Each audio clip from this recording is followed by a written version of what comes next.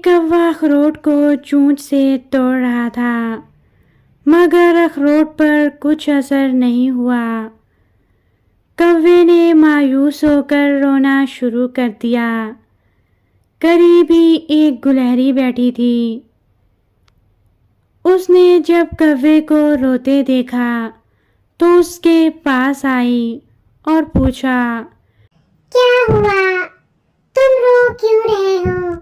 کوے نے کہا، میں نے سنا ہے کہ اخروٹ مزے کی چیز ہے اور خدا نے اس کو جس سختی کے ساتھ بند کیا ہے، ضرور اس کے اندر کچھ بڑی نعمت ہوگی۔ میں نے اسے توڑنے کی بہت کوشش کی لیکن یہ ٹوٹ نہیں رہا۔ گلہری نے کہا، میں تمہیں ایک آسان تدبیر بتاتی ہوں۔ اخروٹ کو دور ہوا میں لے جا کر ایک بڑے سے پتھر پر پھینک دو۔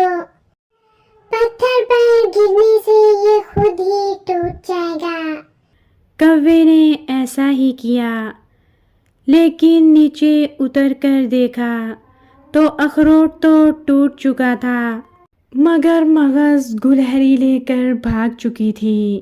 کوے کو بہت افسوس ہوا کیونکہ اب اسے گلہری کی چالاکی کا پتہ چل چکا تھا۔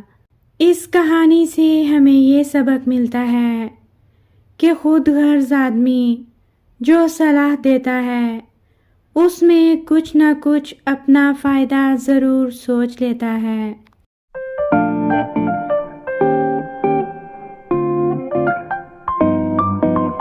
ایک مور بھوک سے بے تاب ہو کر دانے کی تلاش میں کوڑے کے ڈھیر کو کورید رہا تھا۔ بہت دیر کے بعد اسے ایک بہت قیمتی موتی ملا۔ موتی کو دیکھ کر مرغ نے بڑی حسرت کے ساتھ آہ بھری اور کہا، افسوس، اتنی محنت کے بعد مجھے یہ موتی ملا، یہ موتی جس نے نہ میرے دل کو سکون بخشا اور نہ ہی میری بھوک مٹائی۔ یہ موتی اگر کسی جوہری یا دولت مند کو ملتا تو وہ اس کی قدر کرتا اور اس کو عزیز رکھتا، لیکن میرے لیے ایسی زور کی بھوک میں جوار یا چنے کا ایک دانہ اس سے کہیں بہتر تھا۔ اس کہانی سے ہمیں یہ سبق ملتا ہے کہ نمائش اور آرائش کی اصلی چیزیں زندگی کی ضرورتوں میں کام نہیں آتیں۔